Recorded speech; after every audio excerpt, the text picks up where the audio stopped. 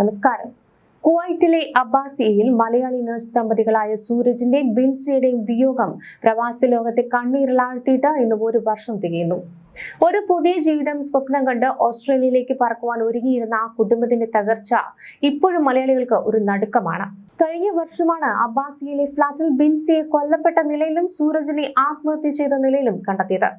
Jaber ആശുപത്രിയിലെയും defence ആശുപത്രിയിലെയും ജീവനക്കാരായിരുന്ന ഇവർ സഹപ്രവർത്തകർക്കും പ്രിയപ്പെട്ടവരായിരുന്നു. ഒന്നാം ചരമവാർഷിക വേളയിൽ ആ ദുരന്തം അവശേഷിപ്പിക്കുന്ന ചില കാര്യങ്ങൾ ഇവയാണ്.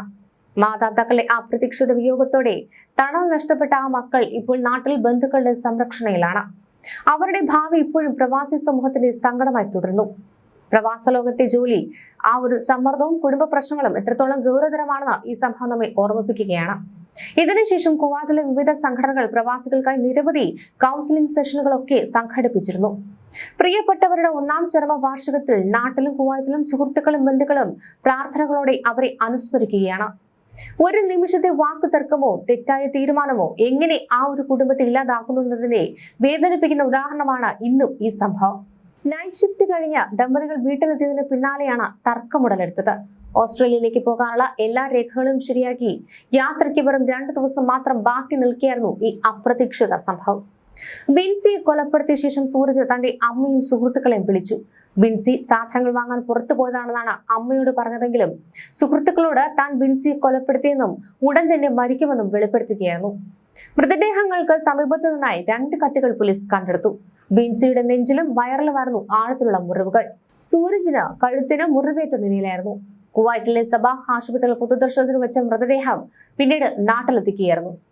ബിൻസിയുടെയും സൂരജിന്റെ മൃതദേഹങ്ങൾ കണ്ണൂരിലെ മണ്ഡലം സെന്റ് ജൂഡ് പള്ളിയിൽ ഒന്നിച്ചാണ് സംസ്കരിച്ചത്. 12 വർഷത്തോളമായി ഇവർ കുവൈറ്റിലായിരുന്നു. ഈസ്റ്ററിന് തൊട്ടു മുൻപായാണ് ബിൻസി അവധിയില്ലാത്തത് കാരണം കുവൈറ്റിലേക്ക് പോയത്. ഈസ്റ്റർ കഴിഞ്ഞ ശേഷമാണ് സൂരജ് മടങ്ങിയത്. പരസ്പരം നല്ല സ്നേഹത്തിലായിരുന്നു അവരിരുവരും.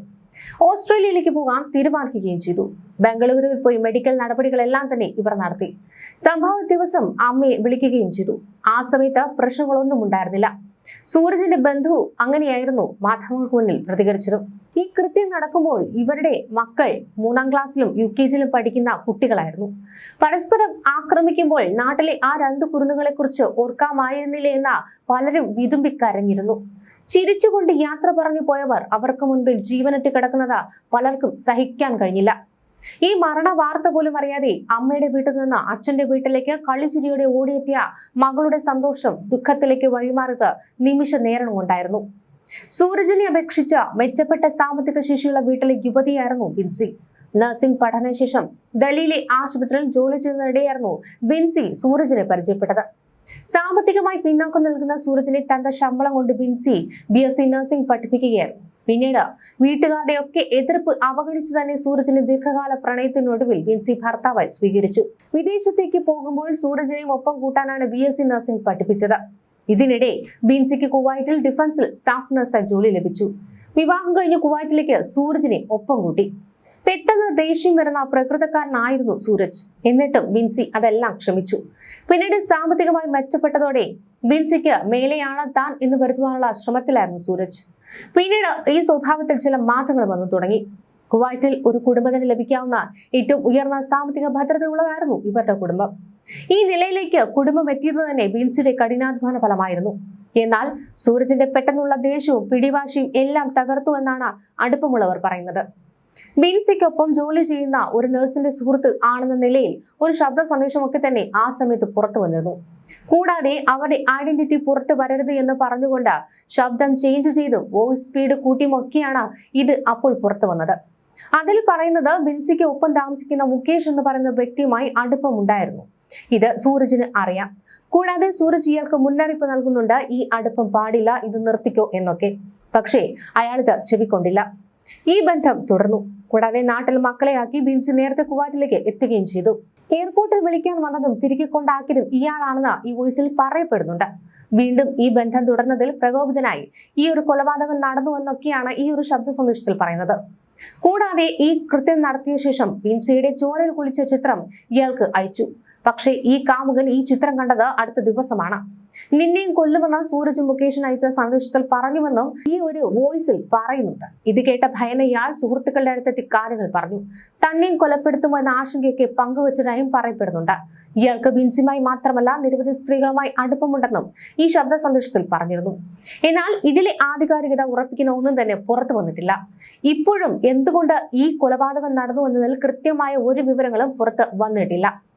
അച്ഛന് വളരെയധികം സഹായകരമായി ബിൻസി മാറിയിരുന്നു. ഒരു തരത്തിലുമുള്ള പ്രശ്നങ്ങൾ ബിൻസിക്കും സൂരജിനും ഇടയിൽ ഉള്ളതായി ആർക്കും തന്നെ അറിവില്ല.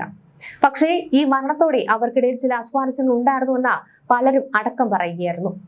ഈ കൊലപാതകവും ആത്മഹത്യയും നടന്നത് സാമ്പത്തികമായും ബന്ധപ്പെട്ടല്ല. അവർക്കിടയിൽ മറ്റു ചില കുടുംബ പ്രശ്നങ്ങൾ തന്നെയെന്നാണ് നാട്ടുകാരൻ പറഞ്ഞത്. സാമ്പത്തികമായി ഒക്കെ ബിൻസി സഹായിക്കുമായിരുന്നുവെന്ന് ഇവർ സാക്ഷ്യപ്പെടുത്തുന്നുണ്ട്. ഈസ്റ്ററിന് നാട്ടിൽ മാതാപിതാക്കളുടെ അടുത്ത മക്കളെ ആക്കിയ ശേഷമാണ് സൂരജ് കുവൈറ്റിലേക്ക് മടങ്ങിയത്. തുടർന്ന് 4-ാം ദിനമാണ് പിന്നീട് ഈ ദാരുണമായ സംഭവം അരങ്ങേറിയത്. നാട്ടുകാരടക്കം ഏറെ ദുഃഖിതരായിരുന്നു. ആ കുടുംബത്തിന്റെ തീരാത്ത വേർപാടിൽ അവർ പങ്കുചേർന്നുണ്ട്. മക്കളെ പെരുമ്പാവൂർ പുല്ലുവഴി സെന്റ് ജോസഫ് സ്കൂളിലാണ് ചേർത്തത്. മക്കൾക്കുള്ള ഈ വർഷത്തെ യൂണിഫോം വരെ വാങ്ങി വെച്ചുകൊണ്ടായിരുന്നു സൂരജ് ഇവിടെ നിന്ന് കുവൈറ്റിലേക്ക് തിരികെ എത്തിയത്. ഈസ്റ്ററിന് മണ്ഡലത്തെ വീട്ടിൽ സൂരജും അമ്മയും ഒത്തുകൂടുകയായിരുന്നു. അവധിയില്ലാത്തത് കൊണ്ടാണ് ബിൻസി നേരത്തെ പോയത്. തുടർന്ന് 2 ആഴ്ച കഴിഞ്ഞാണ് സൂരജ് മടങ്ങിയത്. പക്ഷേ ഇവരുടെ ദാമ്പത്യ ബന്ധം താളം തെറ്റിയിട്ട് മാസങ്ങളായി എന്നാണ് കുവൈറ്റിലെ അയൽക്കാരടക്കം സാക്ഷ്യപ്പെടുത്തിയത്. വഴിയിൽ വെച്ച് പോലും വഴക്കിടുന്ന സ്വഭാവത്തിലെത്തിയിരുന്നു ഇരുവരും. കുവൈറ്റിലെ അബ്ബാസിയയിലെ ഫ്ളാറ്റിലായിരുന്നു ഇവർ കഴിഞ്ഞത്. വിദേശത്തെ ജോലിക്ക് ശേഷം നാട്ടിലെ ചെറിയ വീട് പുതുക്കി പണിത് നാട്ടിലെത്തിയാൽ പള്ളി പെരുന്നാളിലും ഉത്സവങ്ങളിലും ഒക്കെ പങ്കെടുക്കുമായിരുന്നു. ആവശ്യമായ സഹായങ്ങളും നൽകും. ആദ്യകാല കുടിയേറ്റ കർഷകൻ പരേതനായ കുഴിയാത്ത് ജോണിന്റെയും തങ്കമ്മയുടെയും മകനായിരുന്നു സൂരജ്. കൂടാതെ മറ്റു ചില പ്രവാസ ലോകത്തെ വാർത്തകളുമുണ്ട്. ഏഷ്യൻ വംശജനായ വീട്ടുജോലിക്കാരിയെ ക്രൂരമായി മർദ്ദിച്ചു കൊലപ്പെടുത്തിയ കുവൈറ്റ് പൗരന് വിചാരണ കോടതി വിധിച്ച 14 വർഷം തടവ് ശിക്ഷ അപ്പീൽ കോടതി ശരിവെച്ചു. കൊലപാതകത്തിന് ശേഷം മൃതദേഹം സയാദ് അൽ അബ്ദുള്ള ഏരിയയിലെ പൂന്തോട്ടത്തിൽ കുഴിച്ചുമൂടുകയായിരുന്നു. തെളിവ് നശിപ്പിക്കുവാൻ സഹായിച്ച പ്രതിയുടെ ഭാര്യ, പിതാവ്, സഹോദരൻ എന്നിവർക്ക് കീഴ്ക്കോടതി വിധിച്ച 1 വർഷ തടവ് ശിക്ഷയും അപ്പീൽ കോടതി ശരിവെച്ചിട്ടുണ്ട്. വീട്ടുജോലിക്കാരിയെ കാണാനില്ലെന്ന പരാതിയിൽ പോലീസ് നടത്തിയ വിശദമായ അന്വേഷണമാണ് ഈ കൊലപാതകത്തിന്റെ ചുരുളഴിച്ചത്. മറ്റൊരു വാർത്ത, ഹൃദയാഘാതം മൂലം പ്രവാസി മലയാളി ഒമാനിൽ മരിച്ചു. കണ്ണൂർ ആയങ്കി സ്വദേശി തുഷാരം വീട്ടിൽ രാജേന്ദ്രനാണ് ബദ്രയിൽ മരിച്ചത്. പിതാവ് കൃഷ്ണൻ മഞ്ഞക്കണ്ടി, മാതാവ് ജനകി നരോത്ത്, ഭാര്യ ഷീന അലക്കാട്. ആശുപത്രി മോർച്ചറിൽ സൂക്ഷിച്ചിരിക്കുന്ന മൃതദേഹം നടപടിക്രമങ്ങൾക്ക് ശേഷം നാട്ടിലേക്ക് അയക്കുമെന്നാണ് ബന്ധപ്പെട്ടവർ അറിയിക്കുന്നത്.